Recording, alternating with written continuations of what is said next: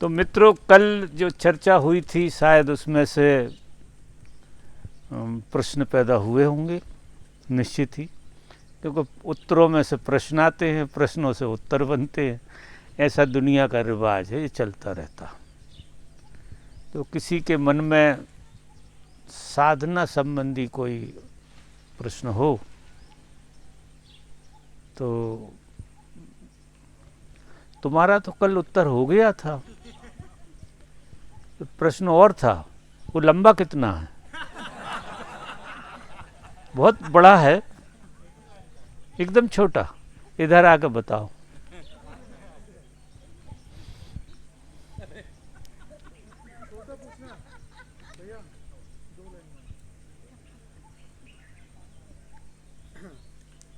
जैसे साधना में कुछ समय बीतने के बाद जब स्थितियां बनने लगती है, वाइब्रेशंस समझ में आते हैं कि अच्छे हो रहे हैं, तो कहीं ना कहीं से कुछ ना कुछ रुकावट आती है।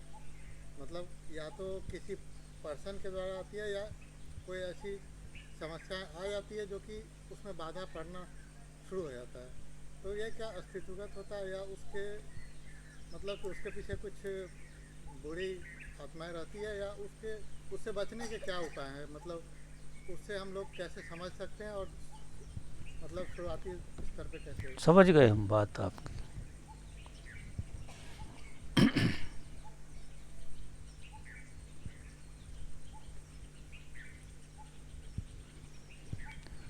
देखो,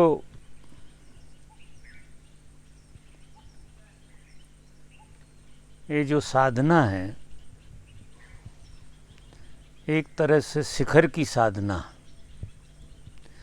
जब भी कोई व्यक्ति हिमालय की यात्रा में हिमालय की चोटी पर चढ़ने की सोचता है, शुरू शुरू में कुछ दूरी तक उसे अच्छा लगता है और ऐसा लगता है कि मुझे सहयोग मिल रहा है। लेकिन जैसे जैसे वो ऊपर जाता है तो उसका मन विघ्न खड़े करता है। ये विघ्न बाहर से कहीं से नहीं आते हैं। असली में क्या होता है कि साधना आपके मन को मारती है। साधना से आपका मन मरता है, और मरता हुआ आदमी बचने का हर प्रयास करता है। मन के पास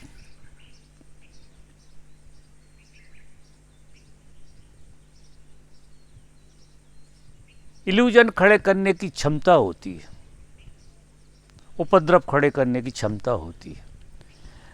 तो 50% तो बातें ऐसी हैं जो बाधा आती हैं साधना में, साधक को वो मन खड़ी करता है।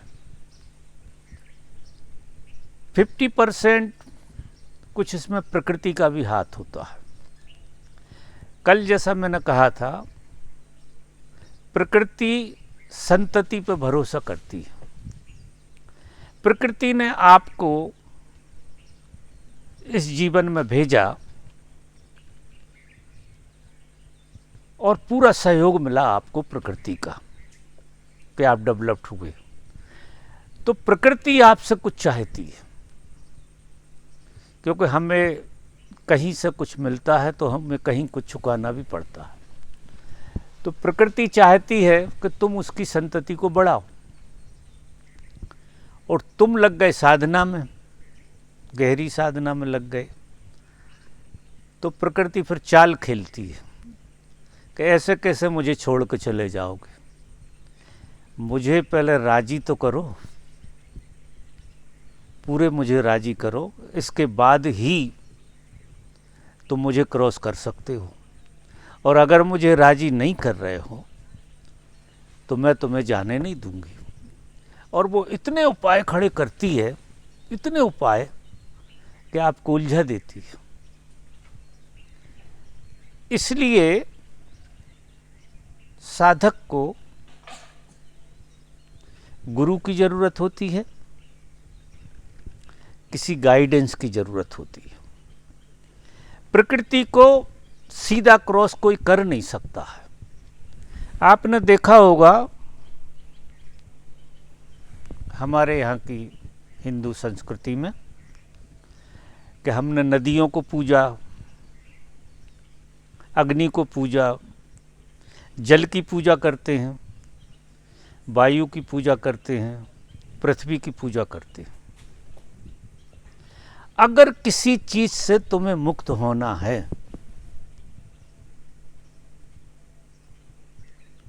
तो तुम्हें उसको फुसलाना पड़ेगा। तुम लड़के पार नहीं हो सकते प्रकृति से। और हमारा मन ये कहता है कि हम तो साधना करके पूरी ताकत लगाएंगे साधना में और हमें कोई रोक नहीं सकता है और हम साधना कर लेंगे, लेकिन ऐसा हो नहीं पाता,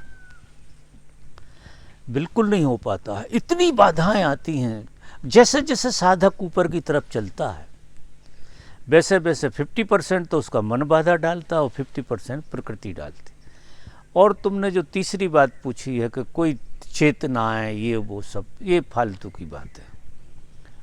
कोई किसी चेतना को नहीं पड़ी है कि तुम किस रास्ते पर जा रहे हो और तुम्हें बाधा डाले। प्रकृति ही बाधा डालती है क्योंकि प्रकृति संतति पर भरोसा करती है। तो हमारे यहाँ पूजा का बड़ा स्थान है।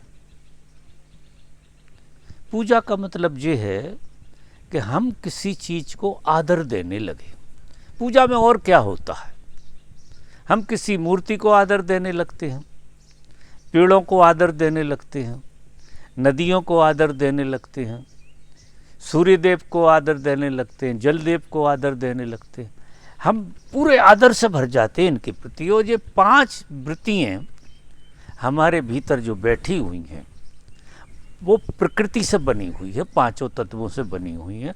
वो प्रकृति की रचना में जिसकी वजह से तुम जी रहे हो और उनसे बिना पूछे तुम मुक्त होने की सोच रहे हो, तो ये असंभव जैसा कार्य तुम कर रहे हो, नहीं हो सकते। तुम्हें तुम्हारी 5 इंद्रियों के जो देवता हैं जो तुम्हारे भीतर बैठे हैं उन्हें राजी करना पड़ेगा। और उनको राजी करने के लिए आपको सबको आदर देना पड़ेगा। आप पृथ्वी को इतना आदर दो जितना परमात्मा के प्रति आपका मन है। जल को इतना आदर दो, वायु को इतना आदर दो, हर चीज को आदर से भर जाओ आप। जैसे जैसे तुम आदर से भरोगे बाहर, क्योंकि भीतर तो तुम्हें पता नहीं है कि कौन सी इंद्री क्या कर रही है, कौन जल तत्व है, कौन क्या है, ये पता लगता नहीं है, लेकिन बाहर तो स्पष्ट है बिल्कुल पूरा। तो आपको इन सब चीज़ों को आदर देना चाहिए, बहुत बहुत भाव से। पृथ्वी का उपयोग करो तो इतने आदर से करो। आपने एक बात सुनी होगी कि धन्वंतरी महाराज थे, आयुर्विद्या के, जड़ी बूटियों के बड़े ज्ञाता थे। वो जब किसी जड़ी बूटी के पेड़ के पास जाते थे तो वो प्रार्थना करते थे, उसके पास बैठ के प्रार्थना करते थे और उससे निवेदन करते थे कि हमें आपकी ज़रूरत है, तो हमें आप आज्ञा दें कि हम आप को तोड़ सकें। आप आगे से हमसे कहें कि आप हमें तोड़ो, ऐसी वो आज्ञा मानते थे धन्वंतरी महाराज। और उस आज्ञा से वो जड़ी बूटी एक तो उसका गुण भी बता देती थी और सहज स्वागत के लिए वो तैयार हो जाती थी कि मैं किसी अच्छे काम में, क्योंकि कोई अच्छा आदमी का मतलब है जो आदमी प्रार्थना कर रहा हो मांगने की, वो आदमी अच्छा आदमी कहलाता। उसकी नीयत अच्छी है, वो गलत उपयोग नहीं करेगा। दुरुपयोग करने वाला आदमी झड़प से काम करता है, तोड़ लेता है कि ये दवाई ऐसी है, जानकारी के हिसाब से तोड़ लेता है और वो दवाइयाँ काम में आती नहीं, तुक्के लगते हैं।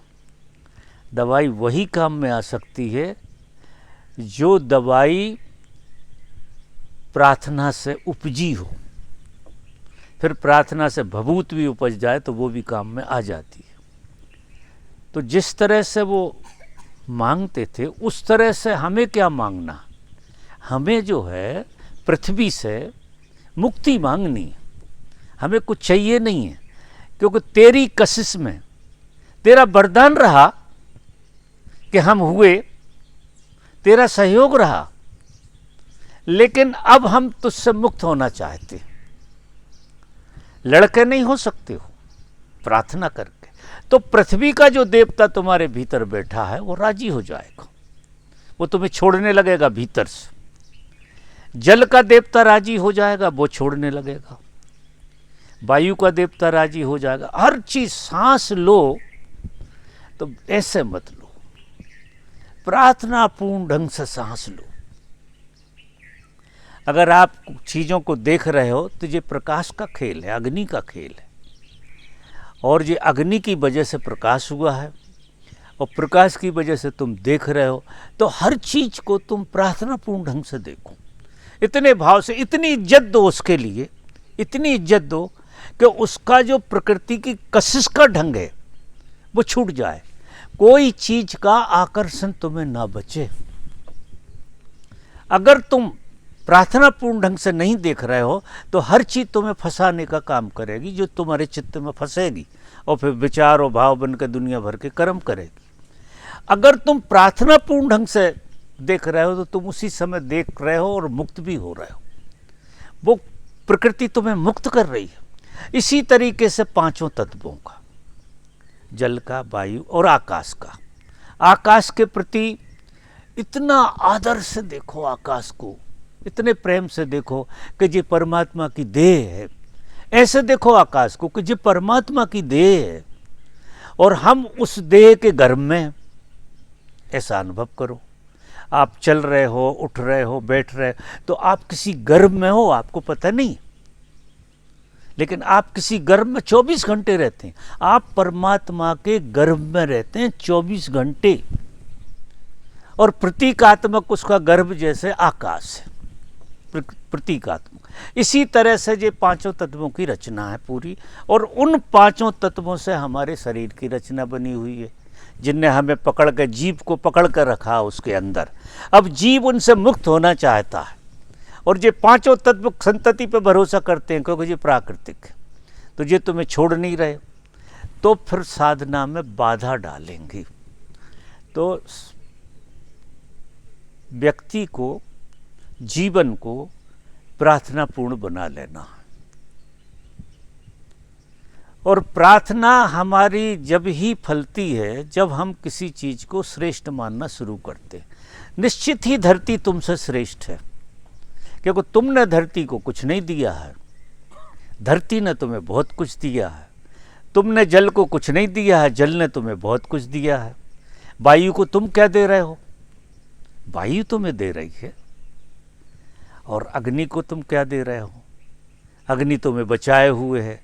और आकाश को क्या दे रहे, जिसके गर्भ में बैठे हुए हो, कुछ भी नहीं दे रहे। हमारे पास देने को ऐसे है भी कुछ नहीं, हम कुछ दे नहीं सकते, लेकिन आदर दे सकते, आदर जरूर दे सकते हैं हम। इज्जत तो दे सकते हो किसी चीज को, उसमें तो कुछ लगता नहीं है। आदर तो दे सकते हो, सद्भावना तो दे सकते हो, प्रेम तो दे सकते हो। अगर तुम इस तरह से जीवन को जियोगे तो ये प्रकृति में जो विसंगतियां हैं, अब क्या होता है कि जब तुम आदर नहीं देते अग्नि को तो वो क्रोध बनकर सताती है, पृथ्वी को आदर नहीं देते तो वो काम बनकर सताती है, इतना जोर से सताती है कि अपनी रगड़ में फंसा कर रखती है। आकाश को आदर नहीं देते तो आकाश जो है उसका जो आनंद तुम्हें आना चाहिए वो तुम्हें बिल्कुल प्रतीति नहीं होती। आकाश ही तुम होते ही नहीं हो, जड़ जैसे बने रहते हो। ऐसे ही पांचों तत्वों का पूरा खेल है, ऐसे समझिए आप। तो साधक को ध्यान में भी जब बैठे, ध्यान में, तो इन पांचों तत्वों से प्रार्थना करे कि हम ध्यान में बैठ रहे हैं और आपकी कृपा से हमारा संकल्प पूरा हो। भगवान जब डायनेमिक वगैरह ध्यान करवाते थे खुद, तो वो कहते थे कि संकल्प करो परमात्मा के सामने, संकल्प करो और परमात्मा से प्रार्थना करो कि मेरा संकल्प आप पूरा करें। फिर सभी के प्रति, पूरी प्रकृति के प्रति तुम प्रेम से भर जाओ कि सब मेरे संकल्प को पूरा करें। अब ऐसे अगर तुमने साधना शुरू करी तो फिर ये बाधाएं जो तुम कह रहे हो ये नहीं आएंगी साधक को, और साधक अपनी ऐसी अवस्था में इतने जल्दी जा सकता है जो रगड़ रगड़ के मरा जा रहा है और वो जा नहीं पा रहा। उससे बुनियादी भूल हो रही है, बहुत बुनियादी भूल हो रही है। तो अब उसने तो ऐसे खेल खेले हैं प्रकृति ने कि आपको फंसा कर रखती है, और जिस जिस जगह से फंस रहे हो उस जगह से प्रार्थना से ही निकल सकते हो। जैसे उदाहरण के लिए मैं कह रहा हूँ कि पुरुष स्त्री से फंसा है निश्चित ही, क्योंकि स्त्री का आकर्षण है, स्त्री पुरुष से फंसी है, पुरुष का आकर्षण है उसे, इस आकर्षण से वो मुक्त नहीं हो पाती, और इस आकर्षण अगर वो मुक्त नहीं हो पाती तो साधना शुरू ही नहीं हुई उसकी, क्योंकि वो तो पुरुष के आकर्षण को जी रही, वो प्रकृति को डेवलप कर रही,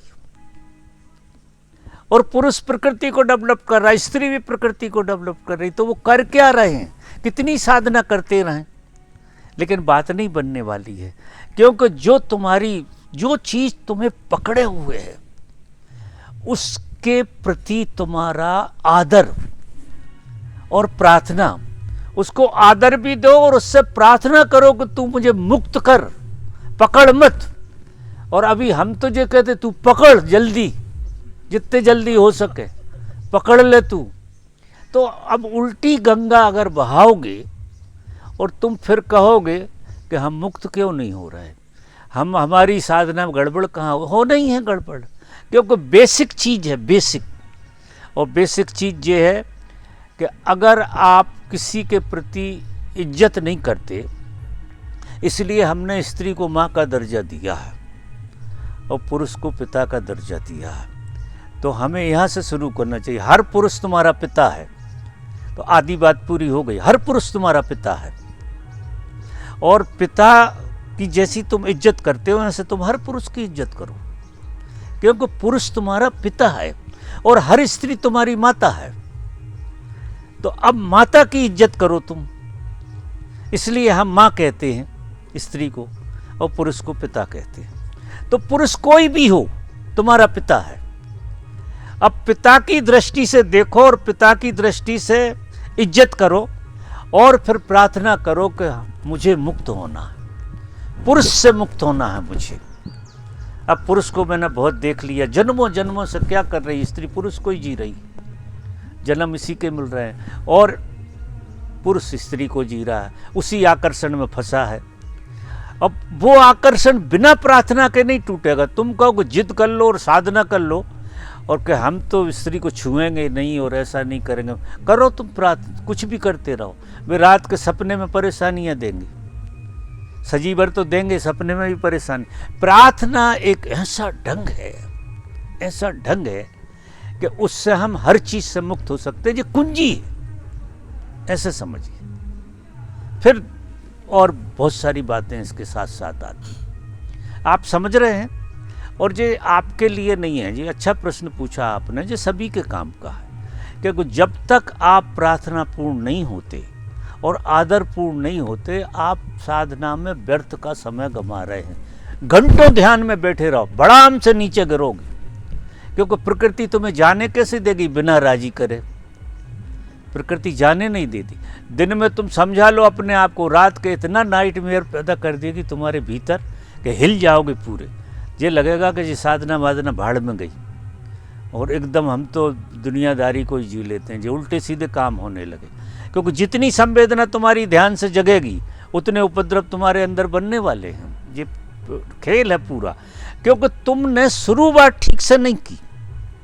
शुरुआत जहाँ से होना चाहिए, और शुरुआत प्रार्थना से होती है। साधना आप आश्चर्य करोगे, प्रार्थना से ही शुरू होती है और प्रार्थना पे ही अंत होता है। और ये ध्यान वगैरह, ज्ञान वगैरह और तंत्र वगैरह ये बीच के खेला है पूरे के पूरे।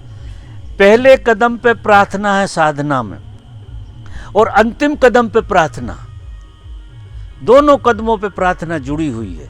और जिनने साधना की शुरुआत प्रार्थना से की हो, उनका अंत साधना की प्रार्थना से ही होगा। साधना उनकी अंत हो जाएगी प्रार्थना में। आपने देखा होगा कि उपनिषद के ऋषि कोई भी चीज शुरू करते हैं प्रार्थना से शुरू करते हैं, ओम का उच्चारण करते हैं और प्रार्थना से शुरू करते हैं उपनिषद को। और पूरा उपनिषद के बाद ओम शांति, फिर प्रार्थना, फिर प्रार्थना में हर चीज प्रार्थना से शुरू होती है और प्रार्थना पे ही अंत होता है। आप भोजन कर रहे हैं, प्रार्थना से शुरू करो भोजन, और फिर खाने के बाद धन्यवाद दो, प्रार्थना करो कि बड़ी कृपा हुई है, क्योंकि अन्न साधारण बात नहीं है। ब्रह्म के बाद दूसरी बात अन्न नहीं है। अगर अन्न नहीं है तो ब्रह्म दिखेगा ही नहीं, फिर भ्रम दिखेंगे। अन्न का होना बहुत जरूरी है, और अन्न में ब्रह्म का वास है, ऐसा नहीं है। बिना उसके तो अन्न इतनी ताकत नहीं दे सकता है। तो हमें प्रार्थना से शुरू करना चाहिए कि हम उसे ग्रहण कर रहे हैं, तो हम प्रार्थना पूर्ण हो।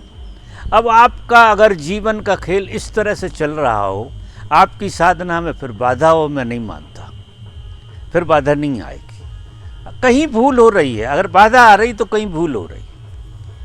और किसी का प्रश्न है? बोलिए।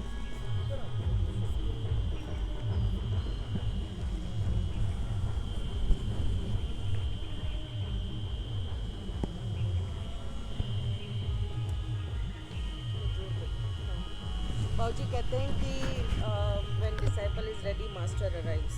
ठीक है, तो मेरा प्रश्न है कि ओशो ने अपने डिस्कोर्स में कहा है कि गुरु ढूंढो जो आपको अंदर से खाली कर सके।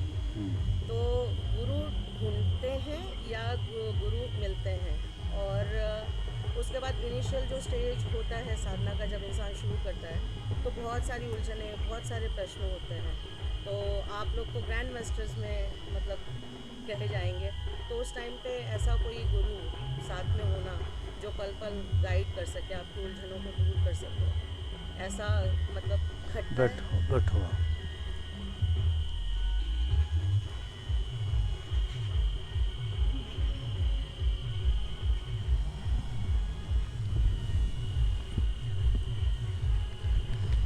देखो क्या होता है, आपने एक चीज देखी होगी आपके भीतर कि दो तत्व काम करते हैं भीतर। चोरी करने का मन करता है किसी भी चोर का, तो कोई रोकता है कि चोरी मत करो, अच्छी चीज नहीं है। फिर भी वो मानता नहीं है और चोरी करता है। वो कौन सा तत्व है जो ऐसा कहता है? मेरा जो जीवन का अनुभव है, गुरु प्रत्येक व्यक्ति के भीतर पैदाइशी होता है। मेरे देखे गुरु पहले पैदा होता है, ज्ञान पहले है, जीवन बाद में। ऐसा मत समझना कि जीवन पहले है, ज्ञान बाद में। अगर ऐसा होता कि जीवन पहले होता और ज्ञान बाद में होता, तो कोई आदमी ज्ञान को उपलब्ध नहीं हो सकता था। ज्ञान पहले है और जीवन बाद में है। तो जो ज्ञान है वही गुरु है। आपका सच्चा गुरु तो आपके भीतर बैठा हुआ है। उस गुरु की आवाज आती भी है, लेकिन तुम मान नहीं पाते। आप एक चीज देखो सब लोग, मैं ऐसी कोई बात आपको नहीं बता रहा हूं जो आप न जानते हो। आप सब जानते हैं, सब लोग जितने बैठे हैं सब जानते हैं। ऐसी मैं कोई नई बात नहीं बता रहा हूं जो आप जानते, मानते नहीं है वो अलग बात है। बस इतना ही फर्क है कि मैं मानता हूं और तुम जानते हो। जानने में तो तुम मास्टर हो, बिल्कुल हर चीज जानते हो, क्योंकि तुम्हारे भीतर पैदाइशी गुरु बैठा है। तुम बिना गुरु के हो ही नहीं सकते। लेकिन उस गुरु की वाणी को समझने के लिए तुम्हें किसी बाहर के गुरु की जरूरत पड़ती है। बस बाहर का गुरु इतना ही काम आता है कि धीरे धीरे धीरे धीरे उसके प्रेम में अगर आप आ गए तो धीरे धीरे धीरे धीरे क्या करेगा वो कि आपको आपके गुरु की भाषा से परिचित करा देगा। आप परिचित हो जाओ, और जैसे जैसे आप अपने गुरु से परिचित होने लगे आप आत्मनिर्भर होने लगे। आपको फिर इधर उधर भटकने की जरूरत नहीं है। आप चुपचाप आंख बंद करके बैठेंगे, वो निर्देश आपको भीतर से आएंगे। निर्देश पहले भी आ रहे थे, लेकिन उन निर्देशों को सुनने के लिए हमारे कान भीतर की तरफ नहीं गए थे। तो गुरु क्या करता है कि वो आपको इस तरह से समझाता है बाहर से कि आपके भीतर के गुरु की ट्यूनिंग बना दे। और जब आपकी ट्यूनिंग बन जाती है तो फिर ये जितनी बाधाएं आपको आ रही हैं, ये बाधाएं सब खत्म हो जाती हैं। लेकिन बिना गुरु के कोई होता नहीं है। इसलिए मैं कहता हूं कि ज्ञान पहले है और जीवन बाद में। आपने देखा होगा पूरी प्रकृति में ऐसा है कि बीज पहले है और वृक्ष बाद में, फल बाद में। अब ऐसा तो नहीं हो सकता कि फल पहले हो और बीज बाद में हो, ऐसा तो नहीं हो सकता, कोई उपाय नहीं। तो जीवन पहले है और गुरु बाद में, ऐसा कैसे हो सकता? जीवन बीज है, जीवन गुरु जीवन का बीज है जो अंदर बैठा हुआ, उसी की मौजूदगी से तो तुम्हारा सारा जीवन डेवलप्ड होता है। वही सारा खेल है। जितना ज्यादा कोई उसको संवेदनशीलता से जगा लेता है और उसकी वाणी समझने लगता है, उतना उसके जीवन में आनंद फलने लगता है और उसका गुरु प्रकट होने लगता है। और जितना गुरु तुम्हारा भीतर से प्रकट होगा उतने बाहर के गुरु से मित्रता बहुत अच्छी हो जाएगी। आपको फिर ऐसी स्थिति बन जाएगी, एक अवस्था ऐसी आती है साधक की, जब उसके अंदर भीतर का गुरु डेवलप्ड हो जाता है तो साधारण आदमी से भी सीख लेता है। साधारण आदमी जब कुछ बोल रहा होता तो देखता है ये गुरु वाणी बोल गई, इसमें से परमात्मा बोल गया, वो उसके काम की बात बोल गया। वो नहा जाता है, बोलने वाले को पता भी नहीं लगता वो क्या बोल गया। एक बिल्कुल साधारण आदमी, गांव का आदमी, बिल्कुल ग्वाला, उसके मुंह से भी उसको गुरु वाणी सुनाई देने लगती है, क्योंकि उसके भीतर का गुरु डेवलप्ड हो गया। तो ये भटकने वाला खेल नहीं है। आप किसी भी गुरु के पास चले जाओ, एक ही बहुत है आपके लिए, भटकने वाला नहीं है। लेकिन आपके अंदर के गुरु पे ध्यान आपको देना है। इसलिए गुरु लोग पकड़ के किसी को नहीं रखते हैं कि तुम पकड़ के बैठ जाओ मैं तुम्हारा सब कुछ कर, ये बेकार की बातें हैं। वो सिर्फ ट्यूनिंग मिलाते हैं आपकी, उनकी मौजूदगी में, उनकी वाणी में, उनके होने में, उनके जीने में आपको इस तरह की कुछ फीलिंग आने लगती है कि आपके भीतर का गुरु जो बोल रहा, जो इशारे कर रहा है, वो आपको समझ में आने लगते हैं और फिर बात बन जाती है। समझ में आ रही बात आपका कि अभी प्रश्न नहीं गया आपका, खड़ा हुआ है, थोड़ा समय लगेगा, थोड़ा सा समय लगेगा, मेरी बात को उतरने में भी समय लगेगा। और किसी का है एक आध प्रश्न और? नहीं, समय पूरा हो रहा है। हाँ बोलिए।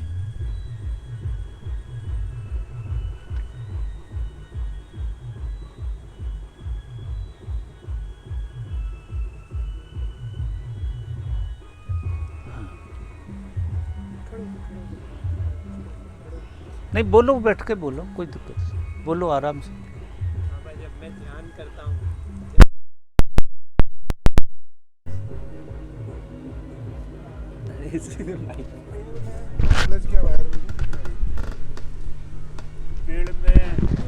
पैर में वो वायर अच्छा, पेड़ में नहीं, पैर में। हाथ ले लीजिए, हाथ तो ले लीजिए। पेड़ में क्या हो? बस मैंने कहा जी बम कहाँ से फूट गया? हो गया, ठीक हो गया। हेलो, हाँ जी। अब मैं जब ध्यान में बैठता हूँ तो एक शांति, एक सरलता, एक सहजता महसूस होती है और भीतर से एक जोर से आवाज़ आती है कि प्रेम से जियो, प्रेम से जियो। भीतर से एक आवाज़ आती है, प्रेम से जियो, सरलता से जियो। या धर्म की बात इतनी ही है। तो इसमें क्या पूछना, जियो। हाँ, तो अच्छी बात है। जिनके जीवन में शांति आएगी उनके व्यवहार में प्रेम आ जाएगा। कोई उपाय नहीं है कि ना आए। अशांत आदमी प्रेमहीन होता है, क्योंकि वो अशांत है तो दूसरों को अशांत करने में रस लेता है, वो मज़ा लेता है। क्योंकि आदमी का एक खेल है कि खुद में तो उसका मज़ा बिल्कुल नहीं है, उसको मज़ा ही आता है दूसरे में।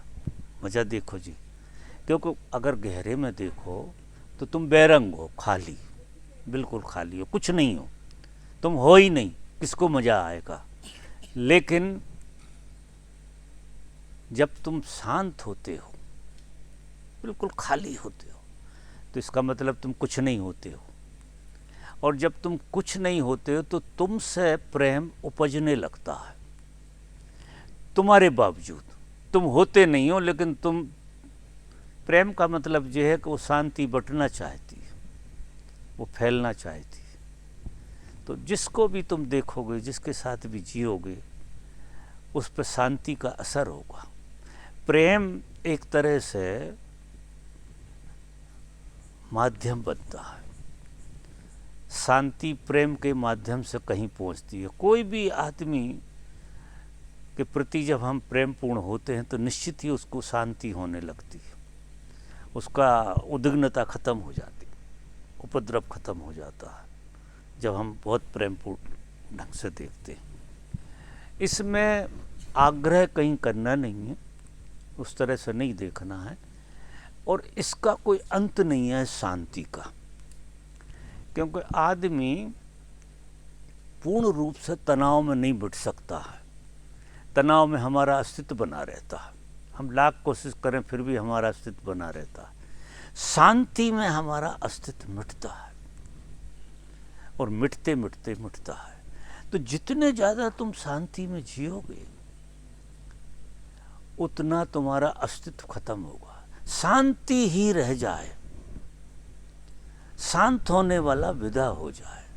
अभी आपको शांति अनुभव हो रही है ना, शांति अनुभव हो रही, क्योंकि आप की शांति अभी भी सतह पे है, वो मिट भी जाती है, हमेशा नहीं बनी रहती। अशांत भी हो जाते हो आप, क्योंकि जब तक आपको शांति का पता लग रहा तब तक अशांति मिटी नहीं है, आपकी छुप गई है, ऐसे समझिए। तो इस शांति को इतना जियो कि शांति की चाह भी खत्म हो जाए। जब इतनी परितृप्ति से तुम इस शांति को जी लोगे तो शांत होने वाला खत्म हो जाएगा, वो शांत ही हो जाएगा, ऐसे समझिए। और फिर रह जाएगी शांति, और शांति का कोई अंत नहीं। आप आश्चर्य करेंगे, मनुष्य को छोड़ के पूरी प्रकृति शांत है। सिर्फ खेल खेल रही है प्रकृति, उपद्रव नहीं है इसमें बिल्कुल। अब हवा जोर से चल रही, पेड़ को हिला रही, वो एक खेल है, हमें जो लग रही कि ऊधम कर रही। तो इस संसार में कोई भी चीज अशांत नहीं है आदमी को छोड़ के। चींटी से लगा के हाथी तक शांत है।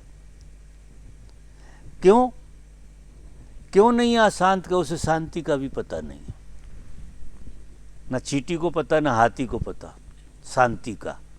जब शांति का पता नहीं है तो अशांति का भी पता नहीं है। तो हम पूरी प्रकृति हो जाती है, जागी हुई प्रकृति हमारे अंदर हो जाती है। हम व्यक्ति नहीं होते, प्रकृति हो जाते हैं, अस्तित्व हो जाते हैं। और अस्तित्व जब हम हो जाते हैं तो हम मिट जाते हैं, और फिर बचती है शांति, जो सारे अस्तित्व में व्यापक है, और उसी का नाम परमात्मा। परमात्मा दूसरी चीज नहीं है। जहाँ शांति प्योर हो जाए, जिस शांति का शांत होने वाले को भी पता ना लगे, वो परमात्मा हो जाती है। और परमात्मा का पता तो लगता नहीं है, कोई उपाय नहीं है कि परमात्मा का पता लगे। परमात्मा होता है लेकिन पता बिल्कुल नहीं लगता, और होता ज़रूर है। क्या रहस्य है, क्या अद्भुत रहस्य है कि जगह जगह व्यापक है, इतना है कि उससे कम कुछ है ही नहीं, इतना ज़्यादा है कि वही वही है हर जगह, लेकिन पता कहीं से नहीं लगता, क्योंकि वो इतना है। पता लगाने के लिए अभाव चाहिए ना। आपकी शांति में थोड़ा अभाव लग रहा है, तो अगर आप शांति को और गहरे जिएंगे और गहरे जिएंगे, बस जियो इसे, जितना जियो, और ये प्रेम बन के अपने आप फैलेगा, उसकी परवाह नहीं करना। जैसे आग जलती है तो प्रकाश फैलता है ना अपने आप, आग को थोड़ी फैलाना पड़ता, वो तो गुण है उसका। अग्नि ऊपर उठेगी तो प्रकाश फैलेगा, वो उसका दिया जलेगा तो प्रकाश फैलेगा, वो उसका गुण है। तो शांति दिया जैसा है, प्रेम प्रकाश जैसा है, प्रकाश उसका अपने आप, तो उसकी परवाह नहीं करनी। बांटने बांटने का भी बहुत बड़ा उपद्रव नहीं करना, उसकी परवाह नहीं।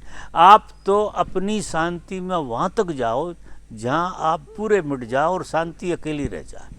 प्रेम गली अति सांकरी जा में दो न समाए। तुम और शांति दो नहीं रह सकते, क्योंकि तुम ही अशांति हो। शांति के साथ अशांति जुड़ी हुई है, इसलिए बात को बहुत गहरे से समझो और जितना बन सके उतना शांति को पियो, तभी तृप्त होगे। इतना पी जाओ कि तुम्हारे शरीर का रोया रोया तृप्त हो जाए, इसके अंदर क्रोध को जगह ना बचे, अशांति को जगह, कोई सेल ऐसा न रह जाए अछूता जो शांति को न छू रहा हो। तो फिर क्या होगा, इस शरीर में वो सेल ही नहीं रहे जो क्रोध को जिएंगे, जो लोभ को जिएंगे, जो मोह को जिएंगे, जो उपद्रव को जिएंगे। इस सारे के सारे सेल ट्रांसफ़र हो जाते। आदमी आमूल रूप से परिवर्तित होता है धर्म में। पुराना रत्ती भर नहीं बचता, रत्ती भर, सेल सेल बदलता, सेल सेल। ऐसा मत समझना कि मन बदलता, शरीर भी बदलता है, जोड़ जोड़ बदल जाता है। ये शांति इतनी बड़ी ताकत है, इतनी बड़ी, क्यों? परमात्मा, शांति ही परमात्मा। इसलिए हम किसी भी उपनिषद में देखेंगे ओम शांति शांति, शांति ही है, सारा खेल शांति का है। और गहरे में हमें शांति की खोज नहीं है, हम प्रेम खोज रहे हैं। शांति की खोज किसी को नहीं है, प्रेम की खोज सबको है। अभी जितने बैठे हैं शायद एक आधे छोड़ के। शांति किसे चाहिए? पूछ लो, अगर गले में हाथ डाल कर किसी से पूछना हो कि भैया तुम्हें शांति चाहिए कि प्रेम चाहिए, तो वो कहेगा शांति ये बाद में देख लेंगे, हम पहले प्रेम को देख लेते हैं। और प्रेम का विपरीत है, प्रेम के साथ घृणा जुड़ी हुई है, तो आपने घृणा को आमंत्रण दे दिया है, अभी दोनों एक साथ रहते हैं, एक से। शांति, प्योर शांति अशांति नहीं हो सकती, कोई उपाय नहीं है। शांति का विपरीत नहीं है कुछ। जब शांति अपने स्वभाव में उतरेगी आपके, तो अशांति के लिए कोई जगह ही नहीं बची, क्योंकि तुम ही नहीं बचे ना। शांति ही तुम्हें मिटा सकती है। अशांति और जितनी यात्रा तुम कर रहे हो जी, कोई नहीं मिटा सकती। सिर्फ शांति तुम्हें निगल जाएगी, खत्म कर देगी तुम्हें। वो ऐसी है कि आग के सारे ईंधन को जला के और आग भी बुझ जाती। शांति ऐसी ठंडी आग है, ये ठंडी आग है कि ये सारे अस्तित्व को मिटा देगी तुम्हारे, और खुद भी गायब हो जाएगी। और जब वो गायब हो जाती है, वही परमात्मा, उसी का नाम परमात्मा है, जो जिसकी राह पे तुम हो। इंटेंसिटी भी है और एक इंटेंसिटी भी है और एक सॉफ्टनेस, एक शांति। हाँ, रहेगी वो तो। वो जब तक तुम हो इंटेंसिटी भी रहेगी, क्योंकि अभी अभाव है ना। अभाव है तो इंटेंसिटी तो रहेगी, फोकस तो रहेगा। लेकिन जिस दिन ये शांति तुम्हें मिटा देगी, अब देखने में जे आता कि अशांति मिटाती, अशांति किसी को नहीं मिटाती, क्रोध किसी को नहीं मिटाता, लोभ किसी को नहीं मिटाता। ये सब चीज़ें तो तुम्हें बना कर रखेंगे और सत्यानाश हो तुम्हारा। ये सारी चीज़ें जो है ना, जितनी हैं, ये तुम्हें बना, इसलिए तो हम बने रहते हैं, क्योंकि हमें क्रोध बना कर रखता है, इसलिए हम क्रोध को नहीं छोड़ पा रहे। ये क्रोध से हमारा अस्तित्व बना रहता है। लोभ से हमारा अस्तित्व बना रहता, काम वासना से हमारा अस्तित्व बना रहता, तो हम इसको पकड़ के रहते हैं। शांति तुम्हारा अस्तित्व मिटा देगी, कोई उपाय नहीं है, क्योंकि वही एक चीज़ ऐसी है जो तुम्हारे अस्तित्व को खा जाएगी। तुम्हारा जब अस्तित्व नहीं होगा तो तुम अस्तित्व होगी, और अस्तित्व का नाम ही परमात्मा, होने का नाम ही परमात्मा है। ओम शांति शांति।